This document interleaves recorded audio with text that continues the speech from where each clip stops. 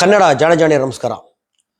ನಿನ್ನೆ ಧರ್ಮಸ್ಥಳದ ಗ್ರಾಮದಲ್ಲಿ ಸೌಜನ್ಯ ಮನೆ ಹತ್ರ ಹಲವಾರು ಯೂಟ್ಯೂಬರ್ಗಳ ಮೇಲೆ ಮಾರಣಾಂತಿಕವಾದ ಹಲ್ಲೆ ಮಾಡಿದ್ದಾರೆ. ಬಾಯಿ ಬಂದು ಕೆಟ್ಟ ಬೈದಿದ್ದಾರೆ. ಅದು ತುಳುವಲ್ಲಿ ಬೈತಾ ಇದ್ರಿಂದ ನಮ್ಗೆ ಅರ್ಥ ಆಗಿಲ್ಲ ಏನು ಬೈತಾವ್ರೆ ಅಂತ ಹೇಳ್ಬಿಟ್ಟು. ಮತ್ತೆ ಹೊಡೆದಿದ್ದಾರೆ, ಹಾಸ್ಪಿಟ್ಲಿಗೆ ಸೇರ್ಕೊಂಡಿರಲ್ಲ. ಅಲ್ಲ, ಇಷ್ಟು ದಿವಸ ಏನು ಹೇಳ್ತಾ ಇದ್ರು ನೀವು?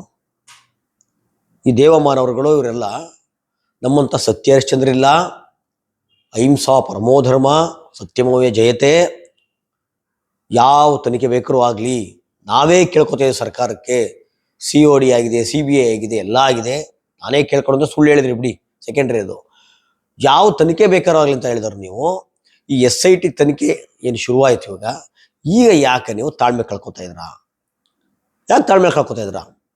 ಯಾವನಲ್ಲಿ ಸತ್ಯ ಇರುತ್ತೋ, ಸ್ಪಷ್ಟತೆ ಇರುತ್ತೋ, ನಾನು ಮಾಡೇ ಇಲ್ಲ ಅನ್ನೋದೊಂದು ಸ್ಪಷ್ಟವಾಗಿರುತ್ತಲ್ಲ, ಆ ದಿಟ್ಟತನ, ಆವಾಗ ಯಾವ ತನಿಖೆ ಆದರೂ ಜಗತ್ತೇ ಒಂದಾಗ್ಲಿ, ಬೇಕಾದ್ರೆ ಜಗತ್ತೇ ಎದುರಾಗ್ಲಿ, ತಲೆ ಕೆಡಿಸ್ಕೊಳಲ್ಲ, ತಾಳ್ಮೆ ಕಳ್ಕೊಳಲ್ಲ. ನೀವ್ಯಾಕೆ ತಾಳ್ಮೆ ಕಳ್ಕೊತೀರಾ? ಯಾಕೆ ಅಲ್ಲೇ ಮಾಡಿಸ್ತಾ ಇದ್ದೀರಾ? ಇಷ್ಟು ದಿಮಾಕ್ ಹೆಂಗ್ ಬಂತು ನಿಮಗೆ? ಪ್ರಭುತ್ವ, ಕೆಲವು ಮೇನ್ ಸ್ಟ್ರೀಮ್ ಮೀಡಿಯಾಗಳು ಇವರೆಲ್ಲ ನಿಮ್ಮ ಬೆಂಬಲವಾಗಿದ್ದಾರೆ ಅಂತಲ್ಲ.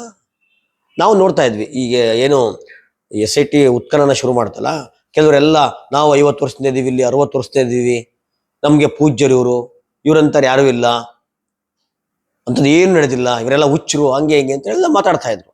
ಅವ್ರು ಯಾರು ಅಂದರೆ, ಅಲ್ಲಿ ಯಾರೋ ಹೋಟೆಲ್ ನಡೆಸೋನು, ಅಂಗಡಿ ನಡೆಸೋನು ಅಂದರೆ ಲಾಭ ಇರೋ ಅಂತಾನು, ಯಾವ ಜನಸಾಮಾನ್ಯ ಮತ್ತೊಬ್ಬ ಅಲ್ಲ ಮಾತಾಡ್ತಾ ಇದ್ದು. ಅಲ್ಲಿ ಅವ್ರಿಗೆ ಲಾಭ ಇರೋ ಅಂತಾನು ಅನಿವಾರ್ಯ ಮಾತಾಡಲೇಬೇಕಾಗುತ್ತೆ. ಋಣ ತಿಂತಾವ್ರೆ, ಅಲ್ಲಿ ಅನ್ನ ತಿಂತಾವ್ರೆ, ಇಲ್ಲ ಅಂದರೆ ಅನ್ನಕ್ಕೆ ಸಂಚಕಾರ ಬರುತ್ತೆ, ಗಂಜಿಗೆ, ಆ ಕಾರಣಕ್ಕೆ ಮಾತಾಡ್ತಾವ್ರೆ ಅಲ್ವಾ? ನೀವು ಸತ್ಯವಂತರಾಗಿದ್ದರೆ ಏನಾರು ಬರೀಲಿ ಬಿಡ್ರಿ, ಸತ್ಯ ವರ್ಗ ಬರಲಿ. ಮೊನ್ನೆ ತಾನೇ ಹೋಗಿ ಕೋರ್ಟ್ಗೆ ಹೋಗಿದ್ರಿ ಬಾಯಿ ಮುಚ್ಚಿಸ್ಬೇಕು ಅಂತ ಹೇಳ್ಬಿಟ್ಟು. ನೀವು ಸಭ್ಯಸ್ಥರಾಗಿದ್ದರೆ ಕೋರ್ಟ್ಗೆ ಹಾಕೋದ್ರಿ. ಈಗ ಬಾಂಬೆ ಭಾಷಿದ್ರಲ್ಲಪ್ಪ, ನನ್ನ CD ಬಿಡುಗಡೆ ಮಾಡಬಾರ್ದು ಅಂತ ಹೇಳ್ಬಿಟ್ಟು ಸ್ಟೇ ಆರ್ಡರ್ ತಂದ್ರಲ್ಲ, ಅವ್ರಿಗೂ ನಿಮಗೂ ಯಾವ ವ್ಯತ್ಯಾಸ? ಅವ್ರು ಹಲ್ಕಟ್ಟು ಕೆಲಸ ಮಾಡಿಲ್ಲ, ಚಡಿ ಬಿಚ್ಚೆಲ್ಲ ಕಂಡು ಕಡೆ ಅಂದರೆ ಸ್ಟೇ ಆರ್ಡರ್ ತರ್ತಾ ಇದ್ರು.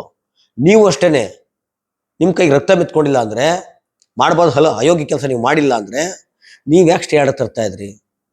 ಏನು ನ್ಯಾಯ ನಿಮ್ಮ ಅಪ್ಪನ ಮಂದ ಒಬ್ಬಂದೇ ನ್ಯಾಯ? ಎಲ್ಲರಿಗೂ ಇರುತ್ತಲ್ವಾ?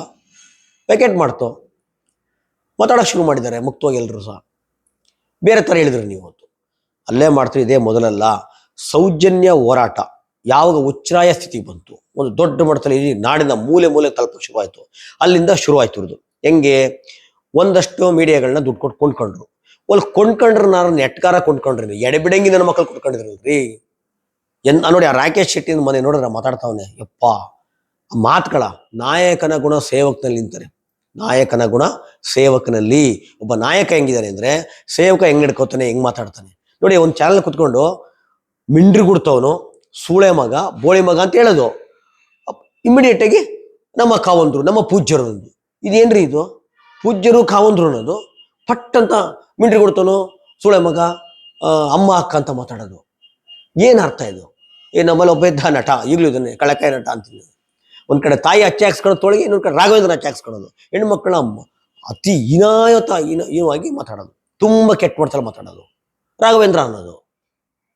ಇಲ್ಲಿ ಪೂಜ್ಯರು ಅನ್ನೋದು, ಇನ್ನೇನೋ ಅನ್ನೋದು, ಮಾತಿದ್ರೆ ಅಮ್ಮ ಅಕ್ಕ, ಸೋಳೆ ಮಗ, ಬಳಿ ಮಗ ಅನ್ನೋದು. ಇಂಥವ್ರನ್ನ ನೀವು ಡೀಲ್ ಕೊಟ್ಟಿದ್ರ. ಇನ್ನೊಬ್ಬ ಅವನು ಯಾವನ ಗಿಳಿಯಾರೋ ಅಯೋಗ್ಯ, ಅವನು ಗುರುನೇ ದೊಡ್ಡ ಹೇತ್ಲಾಂಡಿ ನನ್ನ ಮಗ. ಅವನು ಗುರು ಒಬ್ಬಿದ್ದ. ಅಂಥ ಹೇತ್ಲಾಂಡಿಗಳನ್ನ ಸೃಷ್ಟಿ ಮಾಡೋದ, ಸಣ್ಣ ಪುಟ್ಟರನ್ನೆಲ್ಲ ಪ್ರಚೋದನೆ ಮಾಡಿ ಇವನು ಇವತ್ತು ಸೋಷಿಯಲ್ ಮೀಡಿಯಾದಲ್ಲಿ ಪ್ರಚೋದನೆ ಬರವಣಿಗೆ ಮಾಡ್ದ. ನಿನ್ನೆ ಅಲ್ಲೇ ಆಯ್ತಲ್ಲ, ಸುಮ್ಮನೆ ಆಗಿತ್ತಲ್ಲ, ಇದು ಏಕಾಏಕಿ ಆಗಿತ್ತಲ್ಲ, ಇದೆಲ್ಲ ಒಂದು ಉದಾಹರಣೆಗಳು. ಪ್ರಚೋದನೆ ಶುರುವಾಯಿತು ಅಲ್ವಾ? ನಾನು ಹೇಳಿದಂಗೆ ಮೀಡಿಯಾಗಳು ಕೊಂಡ್ಕೊಂಡ್ರಿ, ಅದನ್ನ ನೆಟ್ಟಕ್ಕೆ ಕೊಂಡ್ಕೊಂಡು ಎಡೆಬೆಳಗಿನ ಮಕ್ಕಳು ಕೊಂಡ್ಕೊಂಡ್ರಿ ನೀವು. ಆಮೇಲೆ ಒಂದಷ್ಟು ಜನ ಮನವೊಲಿಸಕ್ಕೆ ನೋಡಿದ್ರಿ, ಬೇರೆ ಭಕ್ತರು ಸ್ವಯಂ ಪ್ರೇರಿತ ಬಂದ್ಬಿಟ್ಟಾರೆ ಅಂತೇಳಿ, ಪದಯಾತ್ರೆ ಬರ್ತಾರೆ ಅಂತೇಳಿ ನೀವೇ ಒಂದಷ್ಟು ಜನನ ದುಡ್ಡು ಕಾಸು ಕೊಟ್ಟು ಬಸ್ ಮಾಡಿ ಮತ್ತೊಂದು ಮಾಡಿ ಎಲ್ಲರನ್ನೂ ಮಾಡಕ್ಕೆ ನೋಡಿದ್ರಿ. ಅದಾಗಲಿಲ್ಲ. ಆಮೇಲೆ ಎದುರಿಸಕ್ಕೆ ನೋಡಿದ್ರಿ, ಬೆದರ್ಸಕ್ಕೆ ನೋಡಿದ್ರಿ. ಅದು ಸಾಲದು ಅಂತ ಧರ್ಮಸ್ಥಳದಲ್ಲೇ ಒಂದು ವೇದಿಕೆ ರೆಡಿ ಮಾಡಿ, ಹಾಲಿ MLAಗಳು, ಮಾಜಿ MLAಗಳು, ರಾಜಕಾರಣಿಗಳೆಲ್ಲ ವೇದಿಕೆ ಮೇಲೆ ತೋರಿಸಿ, ಅವನ ತಿಕ್ಕಲ್ ನನ್ನ ಮಗ, ಅವನ ಹೊಸಕೋಟೆನೊಬ್ಬ ಬಂದಿದ್ದ, ಸಿಗಿದು ಬಿಡ್ತೀನಿ, ಬಗೆದು ಬಿಡ್ತೀನಿ ಅಂತ ಹೇಳ್ಬಿಟ್ಟು. ಮತ್ತೆ ಪ್ರೇಕ್ಷಕರ ಬಲವಂತ ಚಪ್ಪಾಳೆ ಹೊಡಿಸ್ತಾ ಇದ್ರಿ. ಬಲವಂತ ಚಪ್ಪಾಳೆ ಹೊಡಿಸೋದು ಅವ್ರನ್ನೆಲ್ಲ ಯಾರಿಗೂ ಇಷ್ಟ ಇರಲಿಲ್ಲ. ಈ ಕೋತಿ ಚೇಷ್ಟೆಯನ್ನು ಯಾಕೆ ಮಾಡಬೇಕು? ನೀವು ನೆಷ್ಟಿಗಿದ್ರೆ ಸ್ಪಷ್ಟವಾಗಿದ್ರೆ ಬೇಕಾಗಿಲ್ವಲ್ರಿ, ಎಂಥ ತನಿಖೆ ಬೇಕಾದ್ರೂ ಆಗ್ಲಪ್ಪ. ಯಾಕೆಂದರೆ ನೀವು ಮಾಡ್ಬೋದು ಹಲ್ಕಟ್ಟು ಕೆಲಸ ಮಾಡಿದ್ರಾ. ಮತ್ತು ಇಷ್ಟು ದಿಮಾಕ್ ಹೆಂಗೆ ಬರುತ್ತೆ ಹೇಳಿ. ಇಷ್ಟೆಲ್ಲ ಮಾಡಿದವ್ರ ಕೊನೆಗೆ ಆದಿ ಬೀದಿ ಪೊರ್ಕಿಗಳನ್ನ ಕರ್ಕೊಂಡು ಗುಂಡಗಳ ರೀತಿಯಲ್ಲಿ ಡೀಲ್ ಕೊಟ್ಟು ಹೊಡ್ಸಕ್ಕೆ ಹೋಗಿದ್ರಲ್ಲ ನೀವು. ಪ್ರಭುತ್ವ ಇವ್ರ ಜೊತೆ ಇದೆ ರೀ. ಭಾಳ ಪ್ರಮುಖವಾಗಿ ಪ್ರಭುತ್ವ ಇವ್ರ ಜೊತೆ ಇರೋದಕ್ಕೆ ದಿಮಾಕು. ಹೆಂಗೆ ನಮ್ಮ ಹಾಸನದಲ್ಲಿ ಪ್ರಜ್ವಲ್ ರೇವಣ್ಣ ಆ ದಿಮಾಕ್ ತೋರಿಸಿ ಯಾರನ್ನು ಬೇಕಾದ್ರೂ ಮಂಚಿಗೆ ಕರಿತೀನಿ. ದಿಮಾಕ್ ಹೆಂಗೆ ಬಂತೇಳಿ, ಅಧಿಕಾರ, ದುಡ್ಡು, ದರ್ಪ ಇತ್ತಲ್ಲ ನಿಮ್ಗೋದೆ. ನಿಮ್ಮ ಜೊತೆಗೆ ನೀವು ದೇವ್ರು ಬೇರೆ.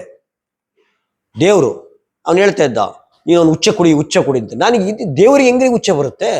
ನಮ್ಮೂರು ದೇವ್ರು ನೋಡ್ತೀನಪ್ಪ, ಹುಚ್ಚನೇ ಬರಲ್ಲಪ್ಪ. ಕಕ್ಕ ಮಾಡಲ್ಲ, ಹುಚ್ಚ ಮಾಡಲ್ಲ, ಊಟ ಮಾಡಲ್ಲ, ಹೆಂಗಿರುತ್ತೆ ಅದು. ನಾವೇ ಸುಮ್ಮನೆ ತಗೊಂಡೋಗಿ ನೈವೇದ್ಯ ಇಡ್ತೀವಿ, ತಗೊಬಂದು ನಾವೇ ತಿಂತೀವಿ. ಇವನು ದೇವ್ರು ಹುಚ್ಚ ಕುಡಿಂತವನೇ. ಅವನು ಯಾವ ಶೆಟ್ಟಿ ಅವನು. ದೇವ್ರಿಗೆ ಹುಚ್ಚ ಬರುತ್ತಾ? ದೇವ್ರಿಗೆ ಕಕ್ಕ ಬರುತ್ತಾ? ದೇವ್ರಿಗೆ ಕೈ ನಡ್ಕ ಬರುತ್ತಾ? ನಡುಗುತ್ತೆ ಯಾವ ಥರ ಕೈ ಇದ್ದೆ ದೇವರು. ಪ್ರಭುತ್ವ ಈ ದೇವ್ರುಗಳಿಗೆ ಕೊಟ್ಟಿರೋ ಬಿರುದು ಭಾವನೆಗಳನ್ನು ಸುಮ್ಮನೆ ನೋಡೋಣ. ಯಾಕೆಂದ್ರೆ ನೀವು ನೋಡಿ, 2000ನೇ ಇಸ್ವಿಲಿ ಪದ್ಮಭೂಷಣ, 2009ರಲ್ಲಿ ಕರ್ನಾಟಕ ರತ್ನ, 2015ರಲ್ಲಿ ಪದ್ಮ ವಿಭೂಷಣ, ಮತ್ತೆ 2017ರಲ್ಲಿ ದೇಶದ ಪ್ರಧಾನಮಂತ್ರಿಗಳೇ ಅಧಿಕೃತ ಬಂದು ತಮ್ಮ ಪದತಲದಲ್ಲಿ ಕುಂತಿದ್ರು. ಆಮೇಲೆ 2027ರಲ್ಲಿ ರಾಜ್ಯಸಭಾ. ಇದೆಲ್ಲ ಯಾವ ಗೌರ್ಮೆಂಟ್ ಇದ್ದು ಗೊತ್ತಿದೆ ನಿಮಗೆ? BJP ಗೌರ್ಮೆಂಟ್ ತಾನೇ ಇದ್ದಿದ್ದು 2000ದಿಂದ 2021ವರೆಗೂ ಸಹ. ಮತ್ತೆ ನಮ್ಮ ರಾಜ್ಯ ಸರ್ಕಾರ ನಾವೇನು ಕಮ್ಮಿ ಅನ್ನೋ ಥರ 23ರಲ್ಲಿ ಜನಗಳಿಂದ ಓಟ್ ಹಾಕ್ಸ್ಕೊಂಡು ಗೆದ್ದು ಬಂದು ಮೋಟಿವೇಶನ್ ಸ್ಪೀಚ್ಗೆ ಈ ದೇವ್ರನ್ನ ಕರೆದಿದ್ರು. ದೇವ್ರನ್ನ, ಉಚ್ಚೈವ ದೇವ್ರನ್ನ. ಆಮೇಲೆ ಅಸ್ಸಾಲ್ದು ಅಂತ ನಮ್ಮ ಮುಖ್ಯಮಂತ್ರಿಗಳು, ವೈಚಾರಿಕತೆ ಬಗ್ಗೆ ಮಾತಾಡೋ ಮುಖ್ಯಮಂತ್ರಿಗಳು, DCM ಬಿಡಿ, ಕೈ ತುಂಬ ದಾರದ ಗಿರಾಕಿ, ಇವರೆಲ್ಲ ಬಂದು ಅಂಗಿ ಬಿಚ್ಕೊಂಡು, ಬಟ್ಟೆ ಬಿಚ್ಕೊಂಡು, ಚಡ್ಡಿ ಬಿಚ್ಕೊಂಡು ನಿಮ್ಮ ಎದುರುಗಡೆ ಕುಂತಿದ್ರು. ಅಸ್ಸಾಲ್ದು ಅಂತ ಮೊನ್ನೆ ಇದೇ DK ಶಿವಕುಮಾರ್ ಅವರು ನಾಚಿಕೆ ಆಗ್ಬೇಕು ಅವ್ರಿಗೆ. ಒಕ್ಕಲಿಗ ಅಂತ ಹೇಳ್ಕೊಳಕ್ಕೆ ನಾಚಿಕೆ ಆಗ್ಬೇಕು ಅವ್ರಿಗೆ. ಅವ್ರು ಬಂದು ಹೇಳ್ತಾರೆ, ನನ್ನಂಥ 1000 ಜನ DK ನಿಮ್ಮ ಜೊತೆ ಇದ್ದಾರೆ. 1000 ಜನ. ಏನು ಮಾತಾಡ್ತಾ ಇದ್ರಿ ನೀವು? ಸೌಜನ್ಯ ಅಂತ ಒಕ್ಕಲಿಗರ ಹುಡುಗಿನೇ ಒಳಪಟ್ಟಿರೋದು, ಇವ್ರ ಹಿಂಸೆಗೆ, ಕ್ರೌರ್ಯಕ್ಕೆ, ಅನ್ಯಾಯಕ್ಕೆ ಒಳಪಟ್ಟಿರೋದು ಸೌಜನ್ಯ ಅಂತ ಒಕ್ಕಲಿಗರ ಹೆಣ್ಮಕ್ಳು. ಇಲ್ಲಿ ಬಂದ್ಬಿಟ್ಟು ನಾನು ನಿಮ್ಮ ಜೊತೆ 1000 ಜನ DK ಇದೆ ಅಂದರೆ, ಪ್ರಜಾಪ್ರಭುತ್ವದಲ್ಲಿ ಒಬ್ಬ ರಾಜಕಾರಣಿಗಳು ಮಂತ್ರಿ ಆಗಿದ್ದನು ಯಾವತ್ತೂ ಒಂದು ಪ್ರಬಲರ ಪರ ಆ ಥರ ಮಾತಾಡಲೇಬಾರ್ದು. ಕಾನೂನು ಇದೆ ಅಂತ ಹೇಳ್ಬೇಕು. ತಪ್ಪು ಮಾಡಿದ್ರೆ ಶಿಕ್ಷೆ ಕೊಡುತ್ತೆ. ಆ ಪ್ರಬಲ ಆಗಿರಲಿ, ದುರ್ಬಲ ಆಗಿರಲಿ, ಯಾವನ್ ಬಡವ ಬಲ್ಲಿಗ ಯಾವನ್ ಬೇಕಾರಾಗಲಿ, ಕಾನೂನು ಹೆಂಗಿರುತ್ತೆ ನಡ್ಕೋತೀವಿ. ಕಾನೂನನ್ನ ಕಾಪಾಡೋದೇ ನಿಮ್ಗಳ ಕೆಲಸ, ರಾಜಕಾರಣಿಗಳ ಕೆಲಸ. ಅದು ಬಿಟ್ಬಿಟ್ಟು ಹಿಂದೆ ಗೊತ್ತಿಲ್ಲ ಮುಂದೆ ಗೊತ್ತಿಲ್ಲ ಬಂದ್ಬಿಟ್ಟು 1000 ಜನ DK ಇದೆ ಅಂದರೆ, ಸೌಜನ್ಯ ವಿಚಾರ ಆದಾಗಲೂ ಸಹ ಅವಾಗಲೂ ಒಕ್ಕಲಿಗರ ಗೃಹ ಮಂತ್ರಿಗಳಿದ್ದು R ಅಶೋಕ್ ಸಾಹೇಬರು. ಇವತ್ತು ಅವರು ಸಹ ಅಟ್ಲೀಸ್ಟ್ ವಿರೋಧ ಪಕ್ಷದರ ದೊಡ್ಡ ಮಟ್ಟಕ್ಕೆ ತಿರುಗಿ ಬೀಳ್ತಾರೆ ಅಂದರೆ ಅದೂ ಇಲ್ಲ. ಇದೇ ಏನಾದರೂ ಇದೇ ಯಾರೋ ಸಾಬ್ರದೋ ಕ್ರಿಶ್ಚಿಯನ್ದೋ ಮತ್ತೊಂದು ಸಮಾರಂಭ ಫಂಕ್ಷನ್ಲಿ ಒಬ್ಬ ಪತ್ರಕರ್ತನ ಒಡೆಯೋದು ಬೇಡ್ರಿ, ಸುಮ್ಮನೆ ತಳ್ಳಿಬಿಟ್ಟಿದ್ರೆ ಇಷ್ಟೊತ್ತಿಗೆ ಹೆಂಗಾಗೋದು? ಯಾವ ಮಟ್ಟಕ್ಕೆ ಕೇಳಿಸ್ಬಿಡ್ತಿದ್ರಿ? ಇವತ್ತು ಯಾವ ವಿರೋಧ ಪಕ್ಷನೂ ಉಸಿರು ಬಿಡಲ್ಲ, ಯಾರೂ ಬಿಡಲ್ಲ. ಈಗ ಜನಗಳಿಗೆ, ಅದರಲ್ಲೂ ಜನಸಾಮಾನ್ಯರಿಗೆ ಸ್ಪಷ್ಟವಾಗೋಯ್ತು, ನಿಮ್ಮ ಕೂಡ ಕಳಚೋಯ್ತು. ನೀವು ಮಾಡಬಾರ್ದು ಹಲ್ಕಟ್ಟು ಕೆಲಸ ಮಾಡಿದ್ರಾ, ನೀವು ತಪ್ಪು ಮಾಡಿದ್ರಾ? ಇಲ್ಲ ಅಂದ್ರೆ ಇಷ್ಟು ಸರ್, ನೀವು ಏನೇ ಹೇಳಿ ತಪ್ಪು ಮಾಡಿದವನಿಗೆ ನೀವು ಎಷ್ಟೇ ಪ್ರಚೋದನೆ ಮಾಡಿ, ರೇಗಿಸಿ, ಮತ್ತೊಂದು ಮಾಡಿ, ಅವ್ನ ತಲೆನೇ ಕೆಡಿಸ್ಕೊಳಲ್ಲ. ಬಂಡೆ ಹತ್ರ ಕುಂತಿರ್ತಾರ, ತಲೆನೇ ಕೆಡಿಸ್ಕೊಳಲ್ಲ. ತಪ್ಪು ಮಾಡಿದ್ರೆ ತಾನೇ ಅಳಕಾಗೋದು. ಅಲ್ಲ ರೀ, ಇಷ್ಟು ದೊಡ್ಡ ಸಂಸ್ಥೆ ನಡೆಸ್ತೀವಿ ಅಂತೀರ, ದೇವಮಾನವ ಅಂತೀರ, ಒಂದು ಸಣ್ಣ ಇವತ್ತಿನ ಟೀಕೆ ನಿಮ್ಗೆ ಸಹಿಸಕ್ಕಾಗ್ತಾ ಇಲ್ಲ ಅಂದರೆ ನೀವು ಮಾಡಬಾರದನ್ನ ಮಾಡಿದ್ರ ಅಂತ ಅರ್ಥ. ಈಗ ಹೇಳಿ, ಕ್ಷೇತ್ರಕ್ಕೆ ಮಂಜುನಾಥನ್ಗೆ ಯಾರು ಮಸಿ ಬೆಳಿತಾವ್ರೆ? ಇಷ್ಟೆಲ್ಲ ಹೋರಾಟ ಮಾಡೋರು, ಮಾತಾಡೋರು ಯಾರು ಸಹ ದೇವ್ರ ಬಗ್ಗೆ, ಎಲ್ಲರೂ ನನಗೆ ಗೊತ್ತಿರೋ 99% ಎಲ್ಲರೂ ದೈವ ಭಕ್ತರೇ. ಎಲ್ಲರೂ ದೇವರು, ದಿಂಡ್ರು, ಪೂಜೆ ಪುರಸ್ಕಾರ ಅಂತ ಹೋಗೋರೆ ಎಲ್ಲ. ನಮ್ಮ ತರದ ಕೆಲವರು ಬಿಟ್ರೆ ಯಾರು ಅಣ್ಣಪ್ಪನ, ಮಂಜುನಾಥನ, ಮಗದೊಂದನ್ನ ಯಾರು ಮಾತಾಡಿಲ್ಲ. ಇಂಥ ಕೃತ್ಯಗಳಿಂದ ಇವತ್ತು ನೀವು ಮಸಿ ಬೆಳೀತಾ ಇದ್ದೀರಾ, ನೀವು ದೇವ್ರನ್ನ ಬೀದಿ ತರ ನೆನೆಸಿದ್ದೀರ. ನೋಡೋಣ ಮುಂದೆ ಏನಾಗುತ್ತೆ ಅಂತ ಹೇಳ್ಬಿಟ್ಟು. ನಮಸ್ಕಾರ.